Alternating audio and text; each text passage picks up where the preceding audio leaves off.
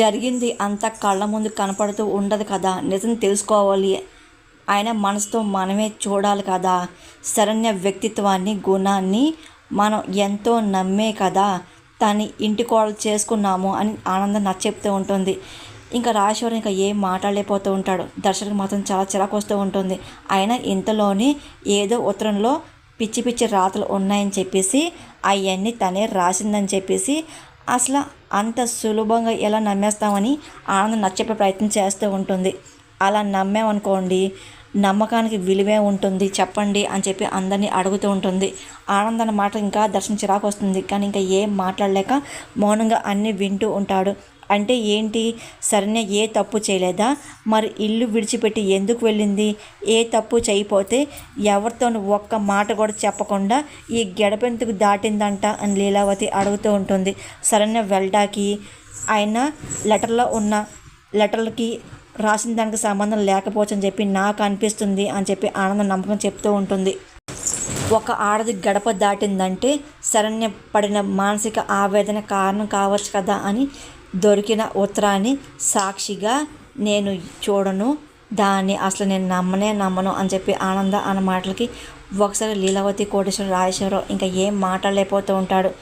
కానీ దర్శన్ మాత్రం ఇంకా ఇబ్బంది పడుతూ ఉంటాడు, బాధపడుతూ ఉంటాడు. అయినా అబద్ధం కుందేల్లాగా వేగంగా పరిగెట్టిందనుకో, నిజం తాబేల్లాగే తాపీగా వెళ్తుంది. మనం నమ్మాల్సింది వేగంగా తెలిసింది కాదు కదా, తెలుసుకోవాల్సిన నిజాన్ని ఎక్కడ ఉందో అది మనం ప్రయత్నించాలని చెప్పి ఆనంద అందరికీ నచ్చే ప్రయత్నం చేస్తుంది.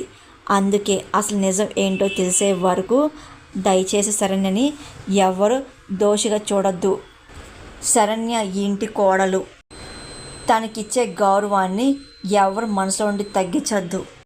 ఆనంద అనగానే కానీ ఆనంద మరోసారి అని కోటేశ్వర అన్న మాటలకి, బావగారు మీరే అన్నారు కదా కుటుంబ గౌరవాన్ని కాపాడుకోవడానికి ఎప్పుడు నేను గొప్ప నిర్ణయం తీసుకున్నాను చెప్పేసి అన్నారు కదా, సరైన విషయంలో కూడా నేను తీసుకున్న నిర్ణయం గొప్పదని చెప్పి మీరు నమ్మండి అని చెప్పి ఆనందం మాటలకి కోటేశ్వరం ఇంకా ఏం మాట్లాడలేకపోతూ ఉంటాడు.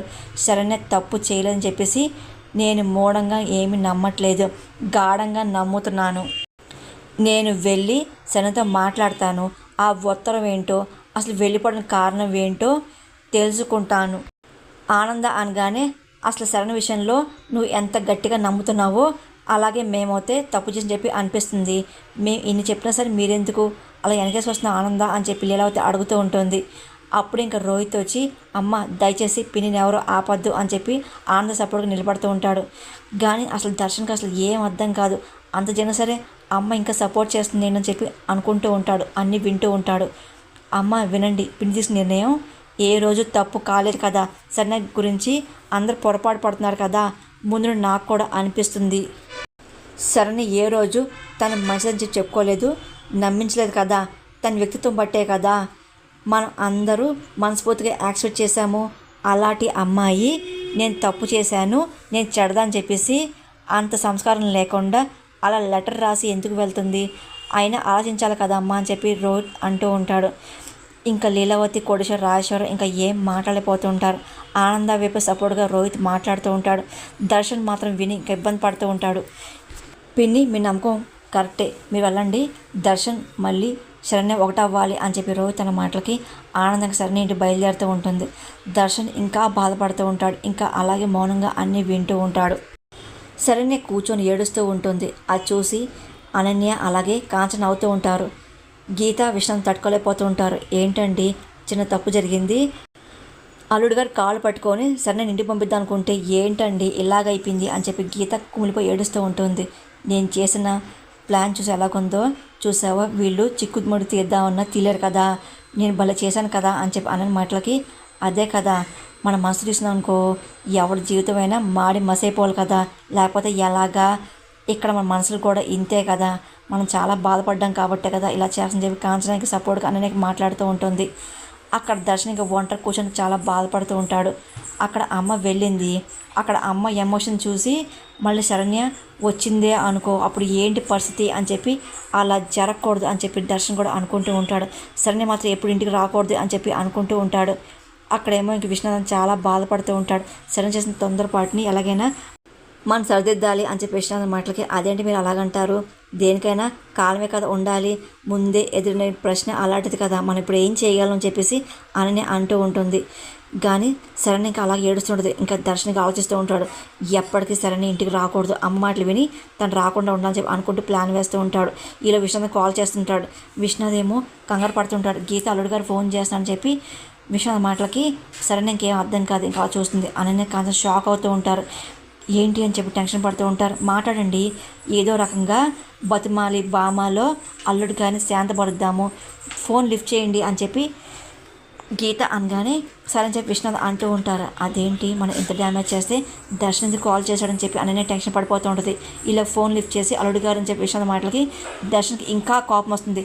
ఒకసారి ఫోన్ సరైనకి ఇవ్వండి, తన ఫోన్ పని చేయట్లేదు అని చెప్పి దర్శనం కానీ ఇస్తానండి, కానీ అల్లుడు గారు ఒక్క మాట అని విశ్వనాథ్ ఇబ్బందిగా మాట్లాడుతూ ఉంటాడు. మా అమ్మాయి తెలియక చేసిన పొరపాటు అండి అది, దయచేసి పెద్ద మంచి చేసుకొని మన్నించండి అల్లుడు గారు అని చెప్పి విశ్వనాథ్ రిక్వెస్ట్గా అడుగుతూ ఉంటాడు. దర్శన్కి ఆ మాటలు ఇంకా చిరాకు వస్తూ ఉంటుంది, కానీ ఏం మాట్లాడలేకపోతూ ఉంటాడు. ఆయన భార్య భర్తలు అన్నాక చిన్న సమస్యలు రావా ఏంటి, విశ్వనాథ్ మాటలకి మీరు చెప్పే సోది వెంట ఫోన్ చేయలేదు, మీరు శరణ్యకి ఫోన్ ఇవ్వండి మాట్లాడని చెప్పి దర్శన్ అంటూ ఉంటాడు. అల్లుడు గారు ఒకసారి నా మాట వినండి అని విశ్వనాథ్ మాటలకి, ఫోన్ ఇస్తారా, ఫోన్ పెట్టానని చెప్పి దర్శన్ అంటూ ఉంటాడు. ఇస్తాను అని చెప్పి దర్శన్ ఆగండి అని చెప్పి విశ్వనాథ్ అంటూ ఇంకా మెల్లింగా వెళ్ళి అమ్మ శరణ్య ఫోన్ ఇగో మాట్లాడు అల్లుడు గారితో అని చెప్పి విశ్వనాథ్ అంటూ ఉంటారు. ఇదిగో అమ్మ జాగ్రత్తగా మాట్లాడు, తప్పు అయిపోయిందని చెప్పి అనమ్మ అల్లుడు గారితో జాగ్రత్తగా మాట చెప్పి గీత అంటూ ఉంటుంది. అమ్మ ఫోన్ మాట్లాడని చెప్పి విశ్వనాథ్ ఇస్తూ ఉంటాడు. ఇంకా శరణ్య కళ్ళు చూసుకొని ఇంకా ఫోన్ తీసుకుంటూ ఉంటుంది. ఇంకా చాలా బాధపడుతుంది. పక్కన అనని షాక్ అయిపోతుంటుంది. తనకి ఏం అర్థం కాదు, ఆ అమ్మాయిని చూస్తూ ఉంటుంది. హలో ఎలాగున్నారండి అని శరణ్య మాటలకి, నా సంగతి ఎందుకు, నువ్వు హ్యాపీగా ఉన్నావు కదా, బాగానే ఉంటావులే నువ్వు అని చెప్పి దర్శన్ చాలా కోపం మాట్లాడుతూ ఉంటాడు. ఈ భూమి మీద ఎవడు ఎలా పోయినా పర్లేదు, నేను మాత్రం సుఖంగా ఉండాలని చెప్పి ప్లాన్ చేస్తావుగా నువ్వు అని చెప్పి దర్శన్ మాటలకి శరణ్య ఏడుస్తూ ఉంటుంది. సర్లే నీతో ముఖ్యమైన విషయం చెప్పడానికి ఫోన్ చేశాను, జాగ్రత్తగా విను అని చెప్పి దర్శన్ మాటలకి శరణ్యకి ఏం అర్థం కాదు. ఆ అమ్మాయిలో ఏంటని అడుగుతూ ఉంటుంది. కాసేపట్లో మీ ఇంటికి మా అమ్మ రాబోతుంది అని చెప్పి దర్శన మాట సరైన షాక్ అవుతూ ఉంటుంది. వచ్చి నీ నుండి మన మధ్య ఏం జరిగిందో, నువ్వెందుకు లెటర్ రాసి పెట్టి వెళ్ళావో, ఇదిగో అన్ని విషయాలు మా అమ్మ అడుగుతుంది అని చెప్పి, ఇదిగో ఫైనల్గా నేను ఎలాగైనా సరే ఒప్పించి తిరిగి ఇంటికి రప్పించే ప్రయత్నం మా అమ్మ చేస్తుందని చెప్పి దర్శన్ మొత్తం చెప్తూ ఉంటాడు. కానీ నువ్వు మాత్రం కన్విన్స్ అవ్వద్దు అని చెప్పి దర్శన్ అన్నమాట. సరైన ఏడుస్తూ ఉంటుంది. ఇదిగో ఆవాస్ దొరికింది కదా అని చెప్పి నీ టాలెంట్ చూపించి మళ్ళీ ఇంట్లో కాలు పడ్డ ప్రయత్నించావో జాగ్రత్త అని చెప్పి దర్శన్ వార్నింగ్ ఇస్తూ ఉంటాడు. కానీ అనన్య మాత్రం షాక్ అయిపోతుంది. దర్శన్ ఏం మాట చెప్పి టెన్షన్ పడిపోతూ ఉంటుంది, కానీ భయపడుతూ ఉంటుంది. ఇదిగో నువ్వు ఎప్పుడైతే గడప దాటావో ఇంటికి నీకు సంబంధం లేదు, రావని చెప్పి కళ్ళ గన్నావే అనుకో, నీకు ఆహ్వానం పలకడానికి ఎదురొచ్చేది మంగళ హారతులు కాదు అని చెప్పి వార్నింగ్ ఇస్తూ ఉంటాడు. ఇదిగో నా సేవ అని చెప్పి దర్శన మాటలకి శరణ్య షాక్ అయిపోతూ ఉంటుంది. ఇంకా శరణ్య ఇంకా ఏం మాట్లాడిపోతుంది, అసలు ఏమైందో అర్థం కాక విశ్వనాథ్ పక్క టెన్షన్ పడిపోతూ ఉంటాడు. ఇంకా శరణ్య ఇంకా ఏం మాట్లాడలేక లోపలికి వెళ్ళి ఇంకా డోర్ వేసుకుంటుంది. శరణ్య ఏమన్నాడు అల్లుడు గారు చెప్పండి అని చెప్పి అదే పని విశ్వనాథ్ అడుగుతూ ఉంటాడు. అమ్మ శరణ్య ఏంటి ఏడుస్తున్నావు, తలిపేసావు చెప్పు అని చెప్పి గీత అడుగుతూ ఉంటుంది. ఇంకా అనన్య వచ్చి నాన్న నాన్న ఆగండి అని చెప్పి ఇంకా అనన్య ఆపుతుంటుంది.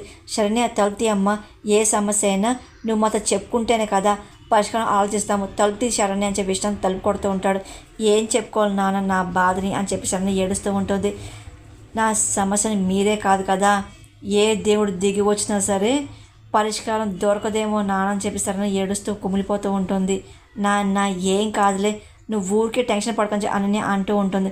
అమ్మ శరణ్య అని చెప్పి విశ్వనాథ్ అంటూ అనగానే నాన్న రా నేను కూర్చో అని చెప్పి అనన్య ఇంక తీసుకొచ్చి కూర్చోబడుతుంది. అది కాదని చెప్పి గీత అనిపోతుంది. ఏం కాదులే నువ్వు రా అని చెప్పి కాంచన కూడా తీసుకొచ్చి కూర్చోబడుతుంది. అంటే దర్శనం మాట్లాడింది ఏంటి అంటే శరణ్య ఇంకా ఇంటికి రాదు, ఆ ఇంటికి నేనే కోడల్ని, ఎవరు ఆపలేరని చెప్పి అనన్య నవ్వుకుంటూ ఉంటుంది. శరణ్య మాత్రం ఒంటరి కూర్చొని కుమిలిపోతూ ఉంటుంది. లారీకి అసలు అప్పుడు ఇంకా రెడీ అయ్యి బయటకు వస్తూ ఉంటుంది. ఇంకా పదే పదే టైం చూసుకుంటూ ఉంటుంది. ఇదేంటి ప్రకాష్ రాలేదు, నాకంటే ముందు వచ్చాడు అనుకున్నానే, ఇదేంటి నాకు వెయిట్ చేస్తాడని చెప్పి అనుకుంటూ టైం చూసుకుంటూ టూ మచ్ అని చెప్పి అనుకుంటూ ఉంటుంది. ఓహో నా కోసం వెయిట్ చేస్తున్నావు అని చెప్పి ప్రకాష్ అనుకుంటూ వెనకుండా గమనిస్తూ ఉంటాడు. చెప్తా నీ సంగతి అని చెప్పి ఇంకా ప్రకాష్ అనుకుంటూ ఏం తడు మెల్లింగా వచ్చి ఒకసారిగా ఇంక భుజం మీద తడుతూ ఉంటాడు. లహరి ఎంతే చూస్తూ ఉంటుంది. మళ్ళీ ఇటువైపు వచ్చి ఆట పట్టిస్తూ ఉంటాడు. భయపడుతూ ఉంటుంది లహరి. ఏంటి భయపడ్డావా అని ప్రకాశంగానే, భయపడరా ఏంటి, నన్ను వెయిట్ చేసిన కాకుండా అసలే మనసబా అని చెప్పేసి నిన్ను కలవడానికి వస్తే మళ్ళీ బోర్డు భయపడ్డావేంటి అని లహరి అనగానే, నీ మనసు బాగలేదు కాబట్టి ఆట పడిస్తున్నాను, నీకే నవ్వడానికి రాక భయపడ్డావు. సరే ఈసారి నువ్వు లేట్గా రా, నేను వెయిట్ చేస్తాను అని చెప్పి ప్రకాశం మాటలకి అది చిరాగ్గా ఉన్నాను, నువ్వేంటి ఇంకా చిరపడిస్తావు, ఇంకా చిరాకు డబుల్ అవుతుంది అని చెప్పి లారంగానే, ఓకే కూల్ అవ్వు, కాంప్రమైజ్ అవుదామా అని చెప్పి ఇప్పుడు చెప్పు ఎందుకు ఈ మూడి అని ప్రకాశం కానీ, ఇంట్లో డిస్టర్బెన్స్ బుర్ర పాడైపోతుంది అని లారంగానే, నీకు ఇంట్లో డిస్టర్బెన్స్ ఏంటి, మీరు హ్యాపీ ఫ్యామిలీ కదా, మరి ఏమైంది అని ప్రకాశంగానే, నిన్నటి వరకు మా అన్నయ్య పెళ్ళైంది కదా దర్శన్కి, ఇంట్లో ఉన్న హ్యాపీ అంతా పోయింది అని లారీ అనమాట. ప్రకాష్కి అర్థం కనుక వింటూ ఉంటాడు. లారీ జరిగిన విషయం చెప్తూ ఉంటుంది. హే నీ మూని హ్యాపీ చేస్తాను, నీకోసం మంచి పాట పాడతా అని ఇంకా ప్రకాష్ పాట పాడుతూ ఉంటాడు. ఒకసారి గాజులు శబ్దం చేస్తూ ఉంటాయి. లారీ ఇంకా నవ్వుతూ ఉంటుంది. ఇదిగో చూసావా, దానికంటే నీ నవ్వే బాగుందని ప్రకాష్ అనగానే, ఏంటి నన్ను గాడితో పోలుస్తావా అని చెప్పి లారీ ఇంకా అంటూ ఒకసారిగా ప్రకాష్ని కొట్టపోతూ ఉంటుంది. ప్రకాష్ ఇంకా ఆగు అని చెప్పి అంటూ చేతులు పట్టుకుంటూ ఉంటాడు. లారీ ప్రకాష్ ఒకరినొకరు అలాగే ప్రేమగా చూసుకుంటూ ఉంటారు.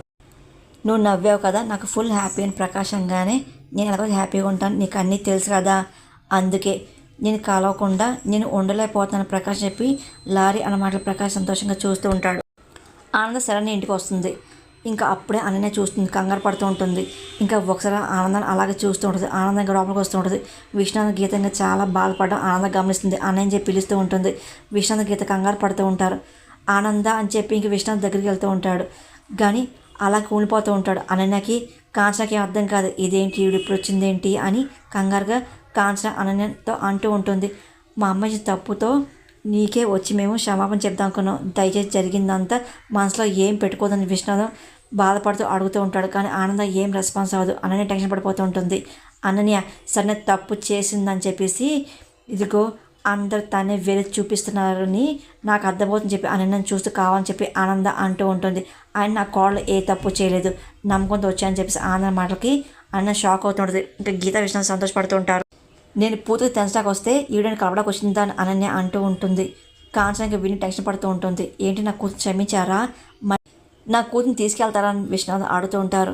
ఇదిగో శరణ్య నా ఇంటి కోడలు, ఎప్పుడైతే మీరు పెళ్లి చేశారో అప్ చెప్పారో అసలు మీ బాధ్యత తీరిపింది కదా, తను ఉండాల్సింది ఇక్కడ కాదు, నా కోడలు నా ఇంట్లో ఉండాలి, నా కుటుంబం గౌరవం తను అని చెప్పి ఆనందం మాటలకి అన్న షాక్ అవుతుంది. నా విషయంలో ఇంతే బాధ్యత ఉండాలి కదా ఈవిడ అంటే, నేను ఏ అర్హత లేదని చెప్పేసే కదా వీడి ఉద్దేశం చెప్పి అన్నకి కోపం వస్తూ ఉంటుంది. మీరు వచ్చారు కదా కోడలు తీసుకెళ్ళడానికి, కానీ నేను తీసుకెళ్ళలేవునుగా అని చెప్పి ఆనందనే అనుకుంటూ, ఆయన అత్తయ్య గారు మీలాగే నేను కూడా వచ్చాను, సరే నేను తీసుకొద్దామని చెప్పి అనుకున్నాను, కానీ వినట్లా చాలా మొండిగా ఉంది అత్తయ్య గారు అని చెప్పి ఎంతడినా తను ఎందుకు ఇలా నిర్ణయం తీసుకుందో, అసలు ఏ విషయం చెప్పట్లేదు అత్తయ్య గారు అని అనే మాటలకి ఆనంద కోపం వస్తుంది. కానీ ఏంటంటే చూస్తుంటుంది, మేము కూడా ఎంతో ప్రయత్నం చేశాము విషయం మాటలకి సరే అన్నీ చెప్తుంది అని చెప్పి ఆనంద నమ్మకం చెప్తుంది. తను చుట్టుకున్న సమస్య ఏంటో నేను తెలుసుకుంటా అని చెప్పేసి ఎవరి మూలంగా వచ్చిందో కూడా బయటకు వస్తుంది అని చెప్పేసి ఆనందం మాటలకి అన్నీ చాలా టెన్షన్ పడిపోతుంది. ఇంకా భయంతో చూస్తూ ఉంటుంది. అవునవును అత్తయ్య గారు వచ్చారు కదా, అన్నీ అత్తయ్య గారు చూసుకుంటారులే నాన్న అని చెప్పి అని అంటూ ఉంటుంది. అయినా మీరు ఎవరు రావద్దు, నేనే చూసుకుంటాను అని చెప్పి ఇంకా ఆనంద అంటూ సరేనని చెప్పి డోర్ కొడుతూ ఉంటుంది. సరేనే చాలా టెన్షన్ పడుతుంది. పక్కండి అని అలాగే కాంచగా షాక్ అవుతుంటారు. ఇప్పుడు ఏంటి తెలుసుకుంటుందా ఏంటి అని చెప్పి భయపడుతూ ఉంటారు. కానీ సరేనే మాత్రం 80% చెప్పకూడదని చెప్పి నేను నిజం చెప్తే ఆయన ఇంకా నాకు దక్కడం అని చెప్పి ఇంకా సరేనే భయపడుతూ ఉంటుంది. ఇంకా ఏం చేతో జరిగింది, నేను ఇక్కడే ఉంటా అని చెప్పి నిర్ణయం తీసుకుంటుంది. కానీ ఆనందం ఎంత అడిగినా సరే సరేనే నోరు మాత్రం ఇప్పదు. పక్కన అన్నీ టెన్షన్ పడుతుంది. కానీ దర్శనించిన వార్నింగ్కి అదే సరేనా ఏం నోరెప్పదేమో అని చెప్పి అనుకుంటూ చూస్తూ ఉంటుంది.